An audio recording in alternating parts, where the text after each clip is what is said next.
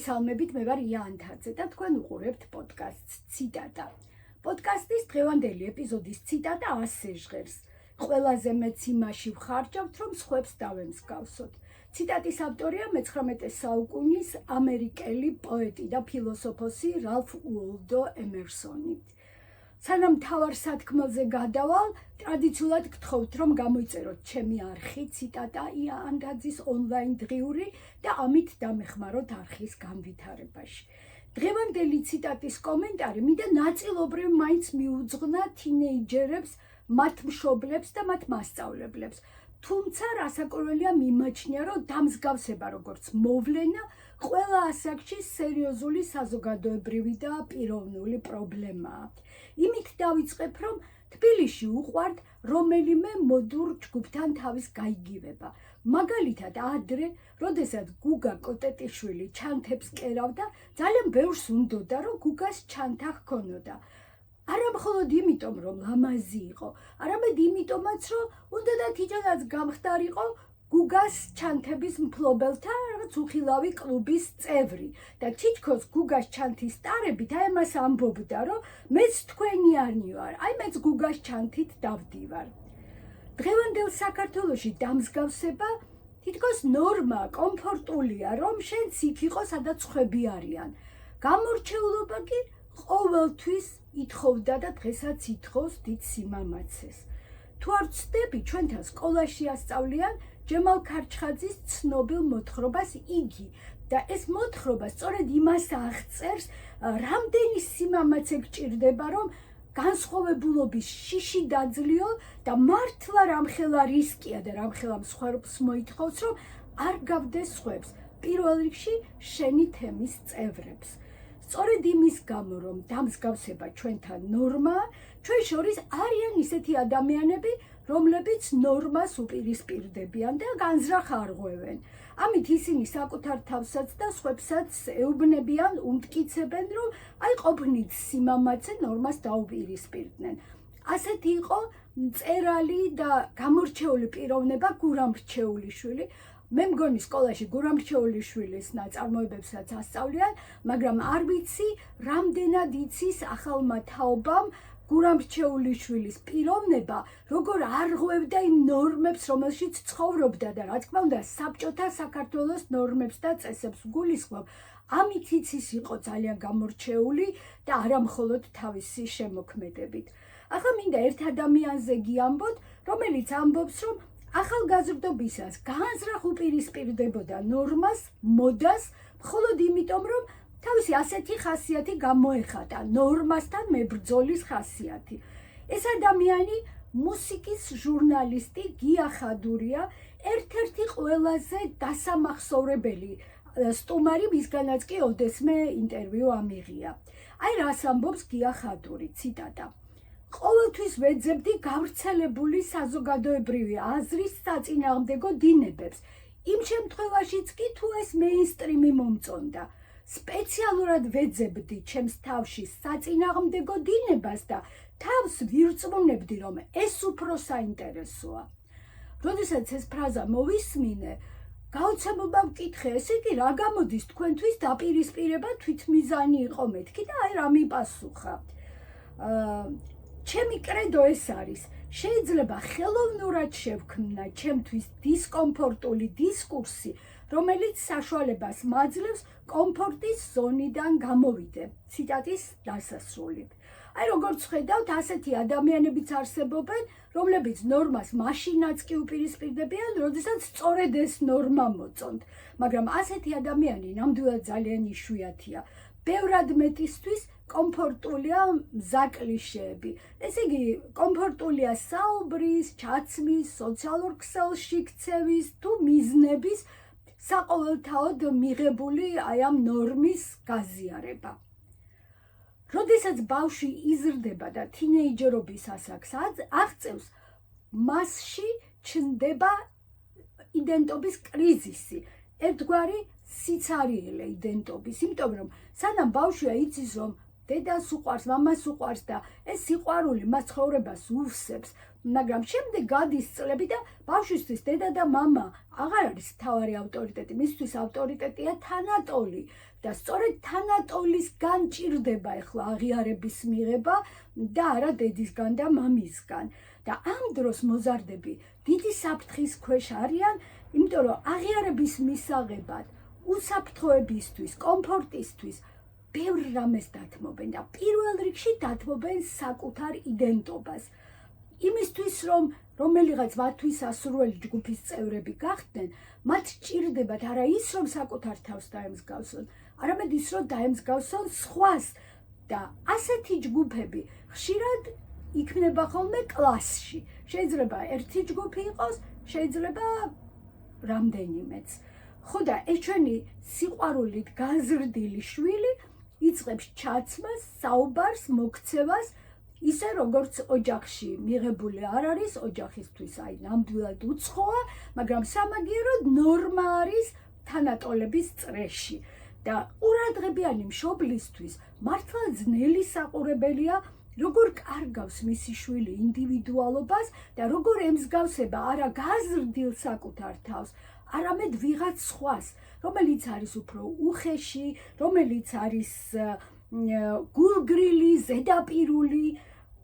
მხოლოდ მასწავლებელმა შეიძლება იცოდეს, რა დუჯდება ბავშვს, რა ნერვების და რა ძალის ხმევის ფასად უჯდება, რომ გახდეს იმ ჯგუფის წევრი, რომელი ჯგუფის წევრობაც მას უნდა.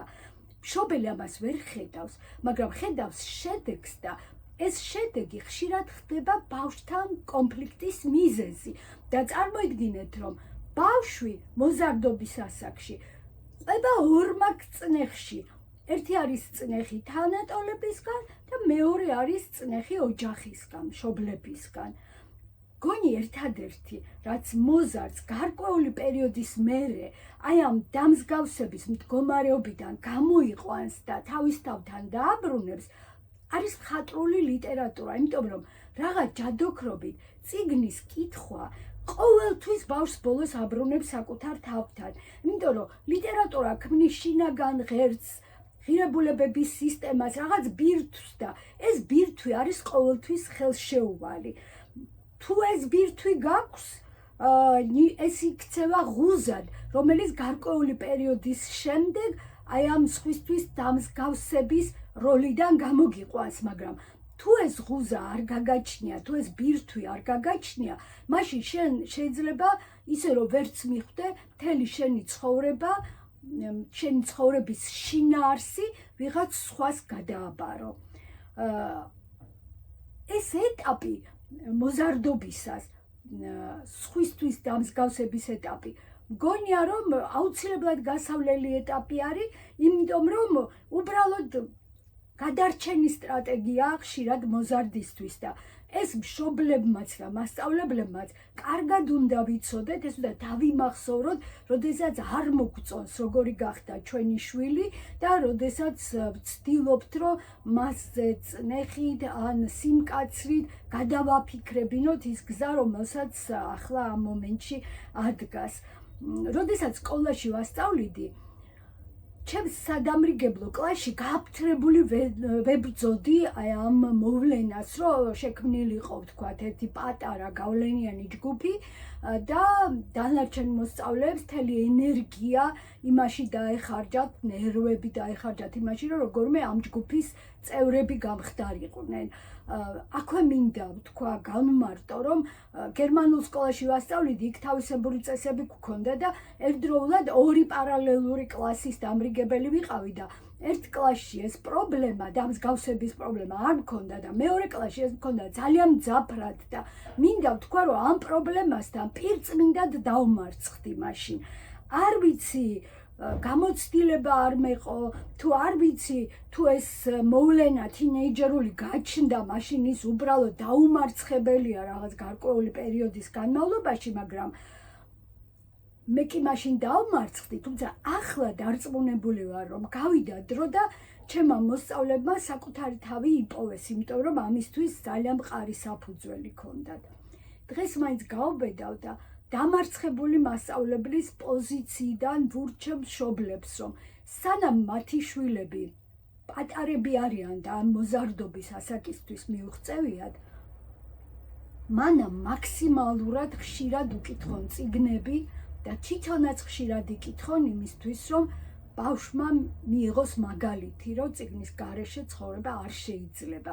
მესმის, რომ გარემო ამისთვის არ არის ახლა შესაფერისი და გარემო არ თულებს ამას, რომ მშობელს და ბავშვს კონდეს ერთმანეთთან ურთიერთობისთვის იმდენი დრო, რომ ხშირად წიგნი იკითხონ, მაგრამ აბსოლუტურად დარწმუნებული ვარ, რომ წიგნების კითხვა დროში დიდად შეამცირებს ბავშვისთვის აი ამ დამსგავსების ეტაპს. ხოლო ბავშვებზე რომ არ ვილაპარაკო, იმასაც ვიტყვი, რომ დღეს ჩვენთან ზრდასრულ ადამიანებს შორის დამსგავსების პრობლემას და ამ პრობლემის გაღვივებას ძალიან უწყობს ხელს სოციალური ქსელები.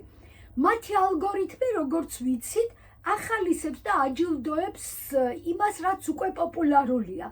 და ეს ნიშნავს იმას, რომ თუ Facebook-ზე, ან TikTok-ზე, ან YouTube-ზე გინდა რომ გამოჩნდე, ეს ნიშნავს იმას, რომ სხვებს უნდა გავდე. ჩემ თავზე გამოვცადე ამ ალგორითმის სივერაგე. როდესაც YouTube-ზე პოდკასტი შევქმენი, მხოლოდ იმაზე ვფიქრობდი, რა მქონდა სათქმელი. და ამ პოდკასტის რაღაცნაირად ახალი ჟანრი, ეს პიროვნულ საზოგადოებრივ პოლიტიკური თხრობა, რაიმე დაბრკოლებად საერთოდ არ მიმაჩნდა.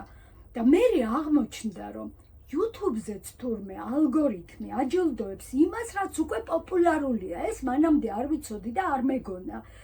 თუ სხვებს გავხარ, მეტ ადამიანს დაანახებ შენ პოდკასტს, თუ არ გავხარ, კეთილინებე და დაელოდე. ჯერ სხვისი ჯერია. შენ კი ნაბიჯ და მისხალ აგროვე მხარდამჭერები. როცა ასე მოულოდნელად გაიჭედები, როგორც მე გავიჭედე და ბოდიშს ვიხდი ამ სიტყვისთვის, ბრალოდ უფრო შესაბერის სიტყვას ვერ პოულობ, ამ დროს ფიქრობ, რომ შენ საკუთარ გემოვნებას და სინდის უნდა დაეყრდნო და თუ შენი გემოვნებისთვის და სინდისისთვის მისაღებია ის, რასაც აკეთებ, მაშინ უნდა აიტანო შენი ამჟამინდელი მდგომარეობა და უნდა გაუცლო.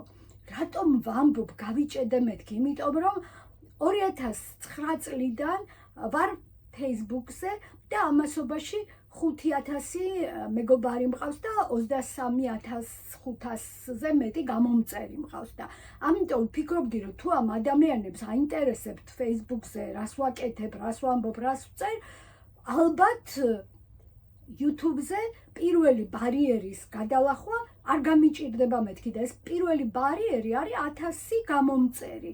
მაგრამ აღმოჩნდა, რომ სულ ტყუილად მქონდა ამის იმედი, თურმე YouTube-ზე თავიდან უნდა აშენო შენი სამეგობრო, მართლა აი ასე მისხალ თხოვნის გამეორებით და რაც თავარია საინტერესო კონტენტის შექმნით, იმიტომ რომ თუ ადამიანებს აინტერესებთ Facebook-ზე რას აკეთებ, სულაც არ ნიშნავს იმას, რომ ეს ადამიანები YouTube-ზე გადმოყვებიან და აქაც მოგისმენენ. არ ყოფილა ეს ასე. მეორე მხრივ, სწორედ სოციალურმა ქსელებმა, რომლებიც ჩემს აღქმაში არის დამსგავსების ბუდე და ნამდვილი მაგნიტი, დამაფიქრა იმაზე, რომ არსებობს მოვლენა, რასაც შეიძლება დავარქვათ ინდივიდუალობის ხაფანგი და მისი სამშობლოც არის სწორედ ინტერნეტ სივრცე. რას ვგულისხმობ? ბევრჯერ წააწყდები ადამიანი პოსტს ან ვიდეოს, რომლის ავტორიც აშკარად ფიქრობს, რომ სხვის თვალში ის არის უნიკალური, იმიტომ რომ თავისი განსხვავებული პოზიციით, განსხვავებული მაკიაჟით ან განსხვავებული ქცევით მოდის შენამდე, როცა შენ მისი მკითხველი ან მაყურებელი ხარ. და ეს ზუსტად ის არის, რისთვისაც დაიხარჯა. მაგრამ იგივე უნდოდა და ზუსტად ამისთვის დაიხარჯა ათასობით სხვა ადამიანი, რომელმაც წარმოადგინა თავისი კონტენტი სოციალურ ქსელში და რომელსაც პირველის მსგავსად ჰქონდა განცდა, რომ აი თვითონ არის უნიკალური, თუმცა ხერხები, შინაარსი არის ერთმანეთის მსგავსი ამ შემთხვევაში. და პარადოქსია, მაგრამ დამსგავსება არის ნორმა ერთი მხრივ და თან მოდაში არის, რომ არავის არ გავდე და ყველა ფიქრობდეს, რომ შენ ხარ უნიკალური, მაგრამ რა თქმა უნდა ამას ვერ ახერხებდე. მიუხედავად ამისა ასხივებდე მოწოდებას, რომ აი შემომხედეთ რა უნიკალური ვარ. აი ეს არის ჩვენი ყოველდღიურობა დღეს. საკუთარი იდენტობაზე უარის თქმა არ არის მოვლენა, რომ ერთ დილით გაიღვიძო და აღმოჩნდე ამ მდგომარეობაში, რომ უარი გაქვს ნათქვამი იდენტობაზე. არა, ეს არის პროცესი, რომელიც წლები და 10 წლეულები გრძელდება. და მე ვფიქრობ, რომ მოზარდობის ასაკში დამსგავსება არ არის დიდი პრობლემა, იმიტომ რომ საკუთარი იდენტობის ძიების ნაწილი არის, როცა ფიქრობ, რომ ვის დაემსგავსო და რომელი ჯგუფისგან მიიღო აღიარება. მაგრამ თუ ეს პროცესი დასრულობასთან ერთად არ დასრულდება და კიდევ დიდხანს გაგრძელდება, ეს უკვე ძიება კი არ არის. ეს არის ფაქტობრივად დათმობა, როდესაც შენს იდენტობას ნებაყოფლობით უთმობ სხვას. ნებდები იმ სხვას ფაქტობრივად. მაგრამ ჩვენ იშვიათად გვაქვს დიალოგი საკუთარ თავთან და იშვიათად ვუღრმავდებით საკუთარ თავს, საკუთარ იდენტობას იმისთვის, რომ ნამდვილად ფესვები მოვიძიოთ იდენტობის და გავარკვიოთ, რომ ეს იდენტობა რაც გგონია, რომ ჩვენია, ნამდვილად ჩვენია თუ ვიღაც სხვა ავსებს ამას შინაარსით. მოდით ახლა მე საკუთარ თავს დავუსვამ საკონტროლო კითხვას და თქვენც კითხეთ თქვენს თავს. აი კითხვა ასეთი არის. სინამდვილეში რამდენად ვმონაწილეობ იმაში, რაც მე მქვია? უხერხული კითხვა და აი რას გულისხმობს. სინამდვილეში პირადად მე რამდენად ვმონაწილეობ იმაში, რაც სხვებისთვის ვარ. იმაში, როგორც სხვები მხედავენ და აღვიქვამენ და როგორც გარედან ვჩანვარ. აი პასუხობ. მე მქვია იანთაძე და მე მქვია პოდკასტის ავტორი. ზუსტად ვიცი, რომ არ უნდა გავაკეთო პერფორმანსი, იმიტომ რომ თუ მე ამ გზით წავალ, ეს ნიშნავს, რომ სხვისთვის სანახაობას ვქმნი და მგონია, რომ ამას არ ვაკეთებ. მგონია, რომ ვაკეთებ იმას, რაც მე მაინტერესებს, რაც მე მინდა და როგორც მე მინდა. ასე მგონია ჩემს შრომასთან დაკავშირებით და იმ პროდუქტთან დაკავშირებით, რასაც ეს შრომა დებს და ქმნის. ხა მეორე კითხვა მიჩნდება, მაგრამ ის, რასაც ახლა ვაკეთებ, სინამდვილეში რით განსხვავდება პერფორმანსისგან. თეორიულად არსებობს ერთი ნიშანი, რომ ის, რასაც ვფიქრობ და რასაც საჯაროდ ვამბობ, არ უნდა განსხვავდებოდეს ერთმანეთისგან იმის მიუხედავად, რომ რასაც ვფიქრობ, ის ჩემში რჩება, ხოლო რასაც საჯაროდ ვამბობ, ეს კეთდება სხვებისთვის, სხვების რეაქციის გამოსაწვევად. და მაშ ვიმეორებ კითხვას, რამდენად ვმონაწილეობ იმაში, რაც მე მქვია. ახლა პასუხი არ მაქვს, იმიტომ რომ ჭირდება, რომ ამაზე კიდევ ვიფიქრო. ემერსონის ციტატა, რომელიც ამბობს, რომ ყველაზე მეც იმაში ვხარჯავთ, რომ სხვებს დავემსგავსოთ, ასე ადვილად გვერდზე გასაწევი არ ყოფილა და გეტყვით რატომ. აი ვაგრძელებ კითხვის დასმას საკუთარი თავისთვის. მაშ რატომ ავირჩიე YouTube-ის პოდკასტი თან ასეთი პიროვნული აქცენტით? მეც იმ ათასობით უნიკალურს შორის ერთ-ერთი ხომ არ მინდა ვიყო, რომელიც აი პოპულარული კონტენტით ცდილობს, რომ ფონს გავიდეს. არ მაქვს დღეს ამაზე ზუსტი პასუხი და არ მეგონა ნამდვილად, რომ საკუთარი იდენტობის სიმყარე ოდესმე დამაეჭვებდა. აი ეს არის ერთ-ერთი პირველი შედეგი, რაც მომიტანა ამ პოდკასტის კეთებამ. დღეს ამ ეჭვით დაგემშვიდობებით, ამით დავასრულებ და გთხოვთ, რომ მომწეროთ თქვენ რამდენად მყარად გრძნობთ თავს თქვენს იდენტობაში. ახლა ხვალამდე დაგემშვიდობებით, გთხოვთ კიდევ ერთხელ, რომ გამოიწეროთ ჩემი არხი, ციტატა იანთაძის ონლაინ დღიური და დიდი მადლობა ყველას, ვინც ჩემთან ერთად ხართ და არხის განვითარებაში მეხმარებით.